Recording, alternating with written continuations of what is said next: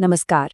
आज हम एक ऐसे लीडर की बात करने वाले हैं, एक ऐसा लीडर जिसने एक नहीं बल्कि दो संकटों का सामना किया और फिर आग और तलवार से एक बिल्कुल नए समुदाय को जन्म दिया। ये कहानी है गुरु गोबिंद सिंह और उनके बनाए खालसा की।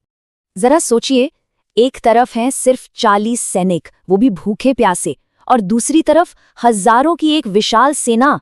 क्या ये 40 लोग टिक पाएंगे? ये कोई मड़घड़न सवाल नहीं है, ये हकीकत है। चमकौर की उस अविश्वसनीय लड़ाई की हकीकत। ये जो आंकड़े हैं ना, ये अपने आप में पूरी कहानी कह देते हैं। देखिए, एक तरफ गुरु गोबिंद सिंह के साथ सिर्फ 40 सिख और दूसरी तरफ मुगल साम्राज्य और उनके साथियों की एक बहुत बड़ी सेना। ये एक ऐसी लड़ाई थी जहां मैदान में भले ही हार हुई, पर एक नैतिक जीत मिली। एक ऐसी जीत जिसने हार जीत के मायने ही बदल दिए। लेकिन सवाल ये उठता है कि आखिर ऐसी नौबत आई ही क्यों? इसे समझने के लिए हमें उस दौर के दोहरे संकट को देखना पड़ेगा। ये अस्तित्व की लड़ाई थी, जो बाहर भी लड़ी जा रही थी और अंदर भी। तो पहला खतरा था बाहरी। मुगल बादशाह औरंगजेब का राज था और गैर मुसलमानों पर जुल्म अपने चरम पर था। अपमानजनक जजिया टैक्स, मंदिर गुरुद्वारों को तोड़ना, जबरदस्ती धर्म बदलवाना, माहौल बहुत ही ज्यादा दमनकारी था। और इस सब की इंतहा तब हुई जब गुरु गोबिंद सिंह के पिता गुरु तेग बहादुर को सरेआम शहीद कर दिया गया। लेकिन खतरा सिर्फ बाहर से नहीं था, असली संकट तो अंदर भी था।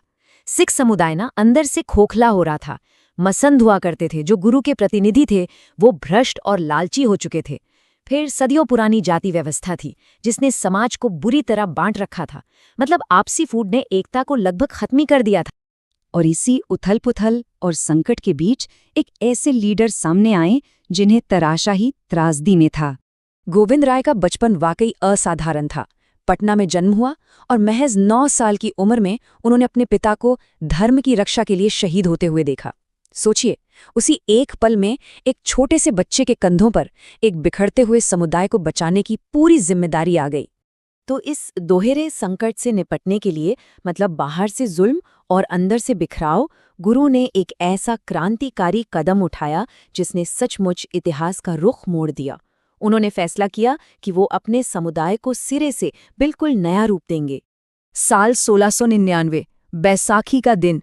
सोचिए, एक बड़ी सभा है और गुरु गोबिंद सिंह हाथ में नंगी तलवार लिए खड़े हैं। वो गरज कर पूछते हैं, कौन है जो धर्म के लिए अपना सिर देगा? पूरी भीड़ में सन्नाटा छा जाता है। फिर एक आदमी हिम्मत करके आगे बढ़ता है। गुरु उसे एक तंबू में ले जाते हैं और जब बाहर आते हैं तो उनकी तलवार पर खून लगा होता है। उन्होंने 4 बार और यही मांग दोहराई और हर बार एक और बहादुर इंसान आगे आया। जब सबको लगा कि 5 मारे जा चुके हैं, तभी गुरु उन 5 को जिंदा और शान से बाहर लेकर आते हैं। यही थे पंज प्यारे, यानी 5 प्यारे, और यहीं से जन्म हुआ खालसा का।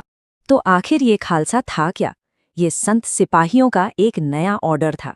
एक ऐसा समुदाय जिसका हर सदस्य एक तरफ तो संत था और दूसरी तरफ जुल्म से लड़ने वाला सिपाही भी। ये सिर्फ कोई फौज नहीं थी, ये एक पूरी सामाजिक और आध्यात्मिक क्रांति थी। खालसा को एक अलग पहचान भी दी गई, 5 ककार। अब ये सिर्फ कोई बाहरी निशानियां नहीं थी, बल्कि ये तो आस्था की एक यूनिफॉर्म थी जो हर सिख को उसकी जिम्मेदारियों की याद दिलाती थी। हर क का एक गहरा मतलब था जो रूहानियत, अनुशासन और अपनी रक्षा, इन सब को एक साथ जोड़ता था। और ये एक जबरदस्त सामाजिक क्रांति थी। गुरु ने सदियों से चली आ रही उस दमनकारी जाति व्यवस्था को जड़ से उखाड़ फेंका। उन्होंने सभी पुरुषों को सिंह यानी शेर और सभी महिलाओं को कौर यानी राजकुमारी का सरनेम दिया, सब बराबर। मकसद साफ था, एक ऐसा समाज बनाना जो एकजुट हो, जिसमें आत्मविश्वास हो और जो मजबूत हो।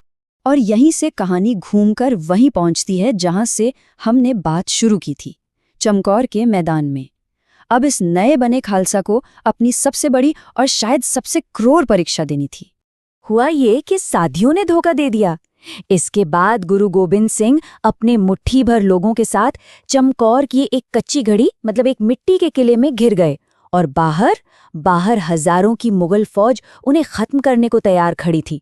गुरु ने बाद में सम्राट औरंगजेब को जो खत लिखा था, जफरनामा, उसमें उन्होंने खुद लिखा है, और भला मेरे 40 आदमी भी क्या करते जब उन पर लाखों की फौज बिना बताए टूट पड़ी। ये शब्द ही उस लड़ाई की भयावता और असमानता को बताने के लिए काफी हैं। और इस लड़ाई की जो कीमत चुकानी पड़ी वो किसी के भी सोच से परे थी। ये जो नंबर है 2, ये गुरु गोबिंद सिंह के लिए उस दिन की सबसे बड़ी, सबसे दर्दनाक हकीकत है। उन्होंने अपनी आंखों के सामने अपने 2 बड़े बेटों को शहीद होते देखा। साहिबजादा अजीत सिंह सिर्फ 17 साल के थे और साहिबजादा जुझार सिंह महज 13 साल के। दोनों ने अपने पिता से इजाज़त मांगी कि उन्हें जंग के मैदान में जाने दिया जाए, और फिर वो उनकी आंखों के सामने ही लड़ते लड़ते शहीद हो गए। लेकिन जब गुरु को उनके बेटों की शहादत की खबर दी गई तो उनका जवाब, वो जवाब खालसा की असली रूह को दिखाता है। उन्होंने कहा, 4 मरे तो क्या हुआ, जीवित कई हजार। सोचिए, एक ही लाइन में उन्होंने अपने सबसे बड़े गम को पूरे समुदाय की ताकत में बदल दिया। तो हाँ, चमकौर में फौजी हार तो हुई, लेकिन कहानी यहाँ खत्म नहीं होती है। असल में गुरु गोबिंद सिंह की विरासत तो जंग के मैदान से कहीं कहीं ज्यादा बड़ी है।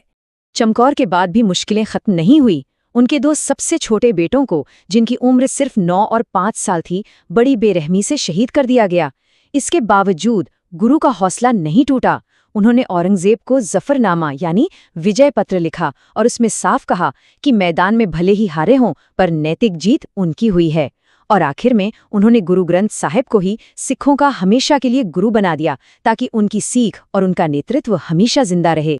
तो कुल मिला के देखें तो खालसा बनाकर गुरु गोबिंद सिंह ने एक तरह से चमत्कार ही कर दिया था। उन्होंने एक डरे हुए, टूटे हुए समाज को एक ऐसे निडर और आत्मविश्वासी राष्ट्र में बदल दिया, जिसने आने वाली सदियों में इतिहास का रुख ही मोड़कर रख दिया। और ये पूरी कहानी हमें एक आखिरी सवाल पर लाकर छोड़ देती है कि जब किसी समुदाय की पहचान ही बलिदान की आग में तपकर बनती है तो इसका मतलब क्या होता है। ये एक ऐसा सवाल है जो खालसा की कहानी